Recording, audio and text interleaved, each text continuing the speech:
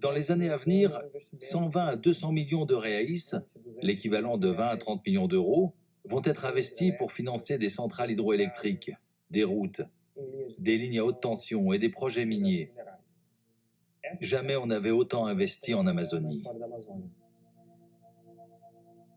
De tels investissements constituent une menace si ces projets sont implantés sans concertation, sans tenir compte de la situation sociale et environnementale dans la région. Ça augmente la valeur des terres et encourage l'usurpation et la déforestation de terres publiques.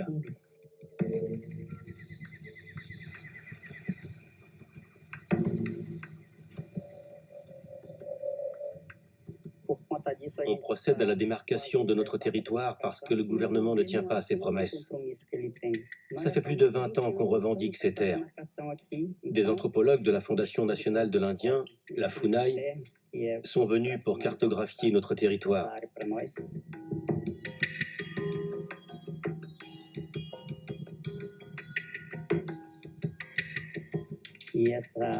Mais leur rapport est encore aujourd'hui sur le bureau du président de la FUNAI.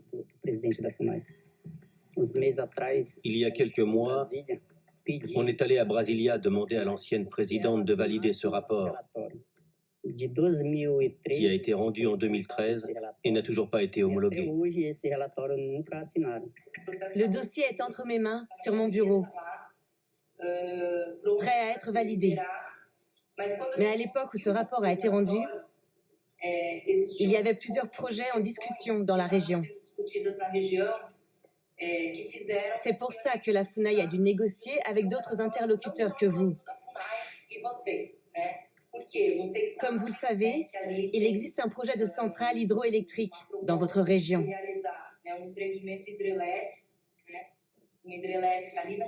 Avec notamment un barrage qui produirait de l'électricité. Et ce barrage serait tout près de votre territoire. C'est pour ça que ce rapport n'a toujours pas été publié au journal officiel. On ne réclame pas ce qui est à autrui. On défend ce qui nous appartient. J'ai une obligation envers vous. Vous avez raison. Mais j'y crois. J'y crois et je veux y croire.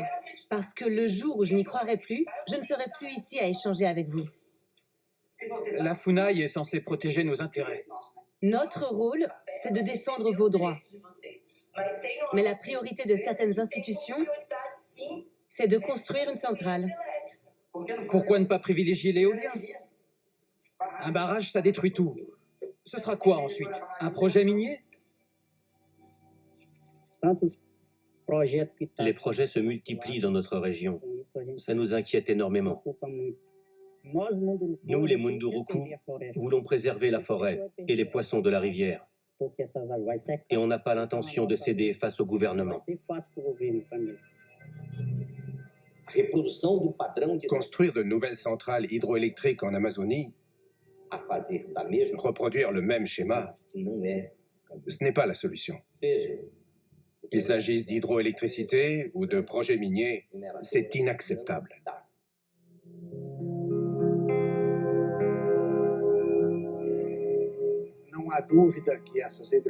Bien sûr, les centrales hydroélectriques sont importantes pour la production d'énergie et la croissance du pays. Mais un lac de retenue en Amazonie n'est pas sans conséquences. Il modifie le biote aquatique, le biote terrestre et aussi le cycle hydrosocial, c'est-à-dire le lien qui existe entre les populations locales et régionales et l'eau.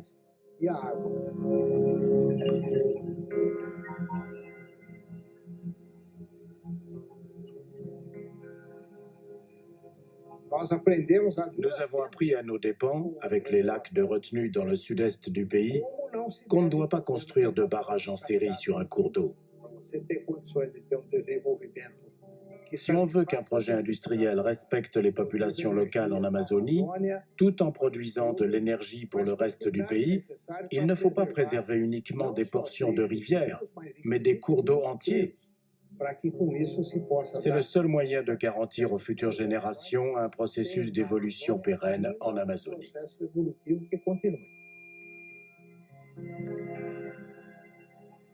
Ce qui me laisse perplexe, c'est que malgré nos 40 années d'expérience en matière d'infrastructure, on reproduit toujours le même schéma, ce qui génère de vraies tensions dans la région. Autrefois, c'était des gens qui venaient piller nos richesses. Aujourd'hui, c'est un monstre qui vient désorganiser notre vie. Ce qui est préoccupant, c'est le nombre de lacs de retenue prévus en Amazonie. 92 lacs, c'est excessif. Et ça aura forcément un impact sur les principaux bassins hydrographiques de l'Amazonie. Voilà ce que nous réclamons. La priorité, c'est la démarcation.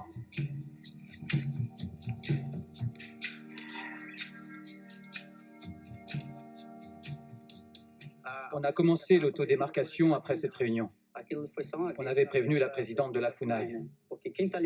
Ces gens-là sont censés défendre les droits des peuples autochtones, pas les intérêts du gouvernement. Mais on a eu le sentiment qu'elle avait subi des pressions. Alors au retour, on s'est occupé de la démarcation.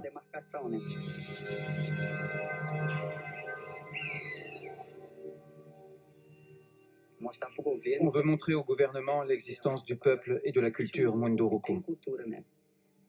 Comme la FUNAI n'a toujours pas validé ce rapport, on a décidé qu'on allait se charger nous-mêmes de la démarcation, pour que les Blancs sachent où commence notre territoire.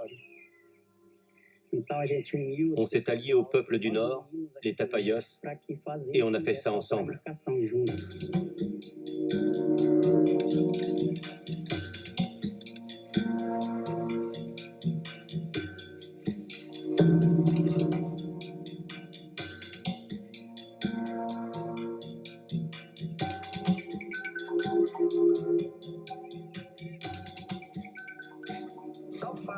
Si le gouvernement a autorisé ce rapport, ça prouve que nous sommes sur un territoire indigène. Donc cette autodémarcation est parfaitement légale.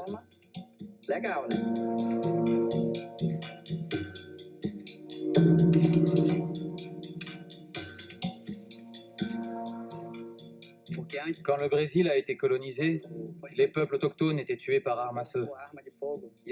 Maintenant, c'est différent. Le gouvernement veut tuer les peuples autochtones, les populations traditionnelles et les descendants d'esclaves en construisant un barrage. Un barrage qui détruit la rivière, alors qu'on dépend de cette rivière. Un barrage qui détruit la forêt, alors qu'on dépend de cette forêt. Sans forêt et sans eau, notre peuple disparaîtra.